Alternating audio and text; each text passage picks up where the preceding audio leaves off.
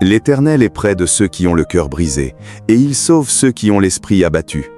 Le malheur atteint souvent le juste, mais l'Éternel le délivre toujours. Psaume 34, 18, 19. Prière forte d'ouverture. Père éternel, voici une promesse qui me touche au plus profond de mon être. Tu ne dis pas « l'Éternel est loin de ceux qui ont le cœur brisé », ni « l'Éternel est occupé avec ceux qui réussissent ». Tu dis « l'Éternel est près ». Comment cela se fait-il? Toi, le Dieu des cieux, le Tout-Puissant, le Créateur des galaxies, tu es près de moi? Moi, dont le cœur est en moite, moi, dont l'esprit est abattu au point que je ne trouve plus la force de prier? Oui, tu es près. Pas demain, quand j'irai mieux, après ma guérison, maintenant, au plus fort de ma douleur. Tu es là. Tu ne fuis pas ma souffrance, tu t'en approches. Comme un père prend son enfant qui pleure dans ses bras, tu me prends. Pourtant, je me suis senti abandonné. J'ai prié et le ciel semblait de bronze. J'ai crié et seul l'écho de ma voix répondait. J'ai pensé, Dieu m'a abandonné. Mais le psaume dit le contraire. Tu es prêt. C'est moi qui ne te sentais pas, c'est moi qui avais perdu la sensibilité à force de souffrir. Seigneur, pardonne-moi. Pardonne-moi de douter de ta proximité. Pardonne-moi d'avoir cru que tu m'avais abandonné dans ma douleur. Pardonne-moi de cesser de crier par lassitude ou par résignation. Au nom de Jésus, je déclare que tu es près de moi en ce moment même. Pas dans un sentiment, dans la vérité. Tu es là, à 2 pas. Je peux te toucher par la foi. Je n'ai pas besoin de gravir une montagne ou de traverser une mer. Tu es prêt. Esprit d'abandon, toi qui me souffles, Dieu t'a laissé tomber, il ne répond plus, je te démasque. Tu es un menteur. Dieu n'abandonne jamais les siens. Même quand il se tait, il est là. Même quand il n'agit pas comme je veux, il agit pour mon bien. Esprit de désespoir, toi qui me dis « ça ne changera jamais, à quoi bon prier ?» je te brise. La prière monte, Dieu entend. Il répondra, pas à mon rythme, mais au sien. Je ne cesserai pas de crier. Saint-Esprit, rends-moi sensible à ta proximité. Ouvre mes oreilles spirituelles pour entendre ta voix, ouvre mes yeux pour voir ta main, ouvre mon cœur pour sentir ta présence. Je prie pour la guérison du sentiment d'abandon de Dieu. Seigneur, la pire douleur n'est pas la maladie, la perte, l'échec. La pire douleur, c'est de croire que tu m'as abandonné. C'est cette douleur qui a brisé mon cœur plus que tout le reste. Aujourd'hui, je reçois la vérité. Tu ne m'as jamais abandonné. J'ai pu sentir ton absence, mais c'était un sentiment, pas une réalité.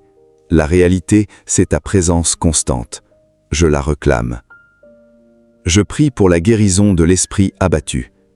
Seigneur, mon esprit est abattu.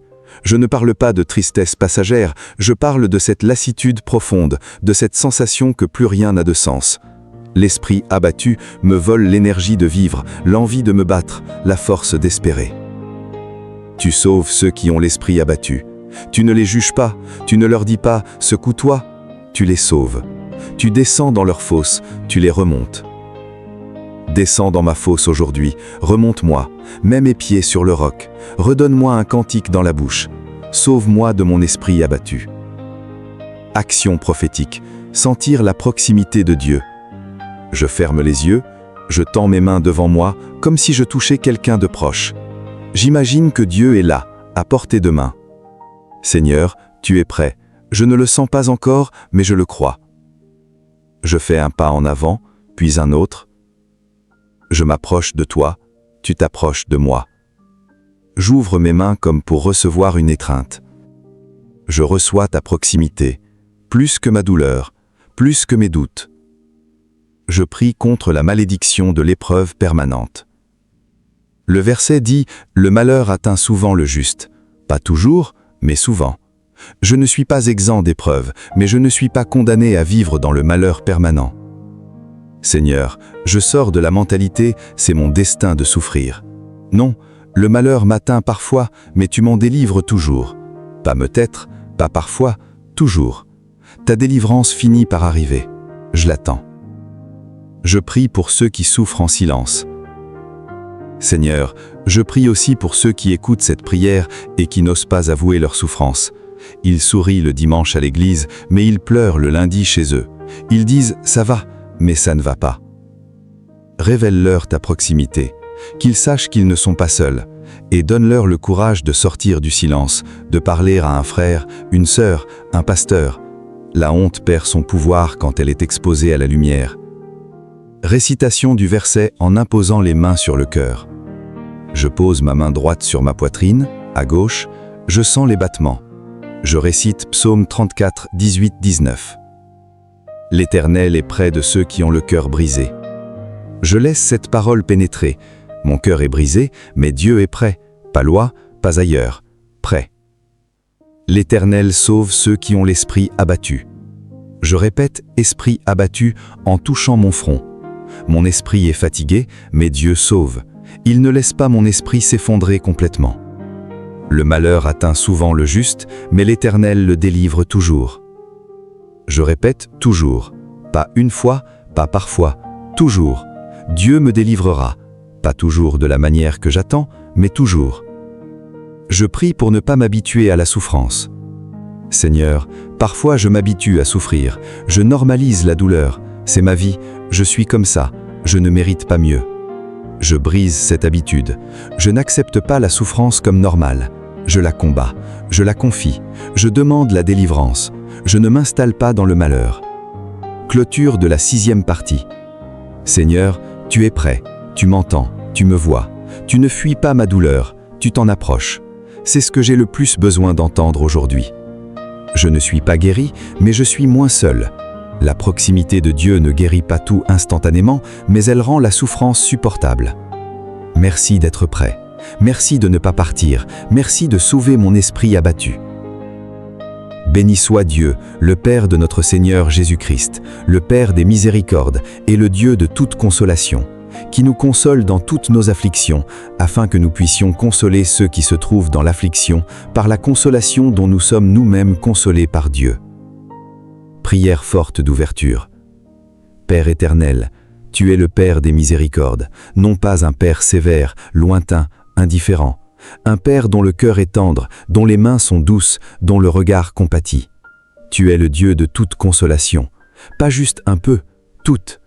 La consolation que personne d'autre ne peut donner, la consolation qui pénètre jusqu'aux os, la consolation qui n'efface pas la douleur, mais la rend supportable. Et tu ne me consoles pas pour moi seul, tu me consoles que je console les autres. Ma souffrance n'est pas inutile, les épreuves que je traverse ne sont pas vides, elles deviennent mon école de la consolation. Ce que j'apprends dans la douleur, je pourrais le transmettre à un autre qui souffre. Seigneur, pardonne-moi. Pardonne-moi d'avoir douté que ma souffrance ne servait à rien. Pardonne-moi de m'être refermé sur moi-même au lieu de me tourner vers les autres. Pardonne-moi d'avoir gaspillé ma douleur. Au nom de Jésus, je reçois ta consolation. Non pas une consolation qui nie la souffrance, mais une consolation qui la traverse. Non pas une consolation qui dit « c'est pas grave », mais une consolation qui dit « je suis avec toi dans la gravité ». Esprit d'isolement, toi qui me fais croire que je suis le seul à souffrir, je te brise. D'autres souffrent, d'autres ont souffert, d'autres souffriront. Je ne suis pas unique dans la douleur, et ma douleur peut servir à d'autres. Esprit de stérilité, toi qui fais de ma souffrance un cul-de-sac, je te chasse. Ma souffrance portera du fruit, mes termes deviendront des semences, mon épreuve deviendra un témoignage. Je ne souffrirai pas pour rien. Saint-Esprit, console-moi. Vraiment, là où la douleur est trop forte, mets ton baume. Là où l'angoisse étouffe, fais-moi respirer. Là où la solitude écrase, envoie une présence. Je reçois ta consolation. Je prie pour recevoir la consolation dans mes afflictions. Seigneur, je nomme mes afflictions, pas pour les ressasser, pour les confier. Prends un temps pour nommer dans ton cœur la maladie, le deuil, la trahison, l'échec, la peur. Tu es le Dieu de toute consolation. Il n'y a pas d'affliction trop grande pour ta consolation, pas de douleur trop noire, pas de nuit trop longue. Tu viens avec la lumière, pas pour supprimer la nuit, mais pour la traverser avec moi. Je prie pour que ma souffrance devienne une ressource pour les autres. Seigneur, je ne comprends pas pourquoi j'ai traversé cette épreuve, mais je te demande de la transformer. Ne la laisse pas être une perte, fais-en un capital, le capital de la compassion. Quand je rencontrerai quelqu'un qui souffre de la même manière, donne-moi les mots. Pas des mots savants, des vrais, pas des conseils théoriques, une présence réelle. Je pourrais dire, moi aussi j'y suis passé, tiens bon. Action prophétique, la main tendue. Je tends ma main droite devant moi, comme si quelqu'un était là. Je reçois ta consolation, Seigneur, par cette main. Je serre la main droite avec la main gauche. Je ne suis plus seul, tu es là. Maintenant, je tends la main gauche vers l'extérieur, symbole de ceux que je consolerai un jour. Je garde cette main ouverte, prête à la tendre au celle qui souffrira. Je ne garderai pas la consolation pour moi-même, je la partagerai. Je prie pour les consolateurs fatigués. Seigneur, il y a des gens qui consolent les autres sans jamais être consolés eux-mêmes. Des pasteurs, des conseillers, des amis, des parents. Ils écoutent, ils pleurent, ils soutiennent, mais leur cœur saigne en silence. Père éternel, voici une promesse difficile à croire quand on souffre. Toutes choses, même les blessures, même les trahisons, même les deuils, même les échecs, concourent au bien. Pas au bien immédiat, pas à un bien que je comprends tout de suite, au bien, pour ceux qui t'aiment. J'avoue que j'ai du mal à voir le bien dans ma souffrance. Je ne comprends pas pourquoi j'ai traversé cela. Je ne vois pas ce que cela peut apporter de bon. Sur le moment, c'était juste de la douleur inutile. Mais ta parole dit que si je t'aime, même ce que je ne comprends pas, tu le transformes en bien. Non pas que la souffrance soit bonne en elle-même, elle ne l'est pas, mais toi, tu es assez puissant pour faire sortir du bien du mal. Tu es le Dieu de la résurrection, tu as fait sortir la vie de la mort, tu peux faire sortir le bien de ma souffrance. Seigneur, pardonne-moi. Pardonne-moi de ne pas te faire confiance sur ce point. Pardonne-moi d'avoir jugé ma souffrance inutile. Pardonne-moi d'avoir douté de ta capacité à tout transformer. Au nom de Jésus, je déclare que ma souffrance n'est pas perdue. Dieu va la transformer. Je ne vois pas encore comment, mais je le crois. Esprit de désespoir, toi qui me dis tout ça ne sert à rien, tu as souffert pour rien, je te brise. Ma souffrance servira. Elle a déjà servi à quelque chose, à me rendre plus compatissant, compatissante, plus humble, plus proche de Dieu. Esprit de révolte, toi qui me cries c'est injuste, pourquoi moi? Je t'apaise. Je ne comprends pas le pourquoi, mais je sais le pour qui, pour Dieu, et cela me suffit. Saint-Esprit, ouvre mes yeux pour voir le bien que tu es en train de faire.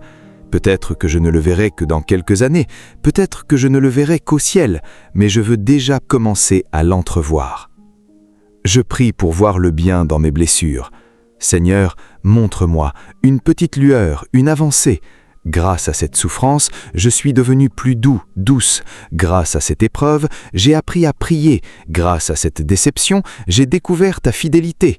Je ne dis pas que la souffrance était nécessaire, tu aurais pu m'apprendre autrement, mais puisque je suis passé par là, j'en tire le bien. Je ne veux pas ressasser le mal, je veux récolter le bien. Je prie pour accepter le mystère. Seigneur, je ne comprendrai jamais tout. Pourquoi un enfant meurt? Pourquoi une famille se brise? Pourquoi la maladie frappe? Je n'ai pas de réponse. Mais je n'ai pas besoin de tout comprendre, j'ai besoin de te faire confiance. Tu vois plus loin que moi, tu vois le tableau quand je ne vois qu'un petit morceau. Je te fais confiance. Action prophétique, semer dans les larmes. Je m'imagine en train de semer des graines. Chaque graine est une larme, chaque larme est une souffrance. Je les mets dans la terre. Je sème mes souffrances, je ne les garde pas précieusement dans un bocal, je les confie à la terre. Dieu fera pousser quelque chose. Je ne sais pas quoi, mais il fera pousser. Je fais le geste de jeter des graines, puis j'attends. Je ne déterre pas les graines pour voir si elles poussent. Je patiente. Je prie pour ceux qui ne voient aucun bien. Seigneur, il y a des gens qui ont traversé des horreurs, des viols, des guerres, des génocides, la perte de tous leurs enfants. Leur demander de voir le bien dans cela serait cruel. Je ne minimise pas leur souffrance, je ne la justifie pas, je pleure avec eux. Et je te demande, quand eux-mêmes ne peuvent pas voir le bien, toi tu le vois. Tu peux faire sortir du bien de l'horreur, pas pour excuser l'horreur, pour ne pas qu'elle ait le dernier mot. Récitation du verset avec les mains sur les blessures. Je pose mes mains sur mes blessures, cœur, tête, ventre, symboliquement. Je récite Romains 8, 28. Nous savons que toute chose concourt au bien de ceux qui aiment Dieu. Je répète en remplaçant « nous savons » par « je sais ». Je sais que toute chose concourt à mon bien, pas parce que je le vois, parce que Dieu le dit. Prière pour ne pas devenir aigri. Seigneur, le grand danger de la souffrance, c'est l'aigrissement, devenir amer, râleur, méchant. J'ai souffert, donc j'ai le droit de faire souffrir. Je refuse l'aigrissement. Je ne deviendrai pas cette vieillard aigri, cette vieille femme amère qui empoisonne tout autour d'elle. Mes blessures me rendront plus doux, douce, pas plus dure. Clôture de la 9e partie. Seigneur, je ne comprends toujours pas, mais je commence à entrevoir un petit bout. Ma souffrance m'a appris à prier, à dépendre de toi, à compatir. C'est déjà un bien. Je sais qu'il y en aura d'autres, des biens que je ne vois pas encore, des grâces cachées, des fruits dans le futur. Père éternel, voici la promesse qui termine le combat. Le soir arrivent les pleurs, oui, les pleurs ont été longs, des nuits entières à pleurer dans l'ombre, des mois à porter le deuil, des années à traîner le sac de la tristesse. Mais le matin arrive. Pas un matin sans nuages, mais un matin où l'allégresse revient. Pas une joie explosive qui nie la douleur, mais une joie qui coexiste avec les souvenirs. Tu as changé mon deuil en allégresse. Tu n'as pas effacé le deuil, tu l'as transformé, comme une eau sale qui devient claire après filtration, comme une pierre brute qui devient bijou après polissage. Mon deuil n'est plus un poids mort, il devient une source de vie. Tu as délié mon sac. Le sac des larmes, le sac des regrets, le sac des offenses, le sac des peurs. Je le portais depuis longtemps que je l'avais oublié. Il était collé à mon dos, mais tu l'as délié. Il tombe, je ne le remets pas. Tu m'as ceint de joie.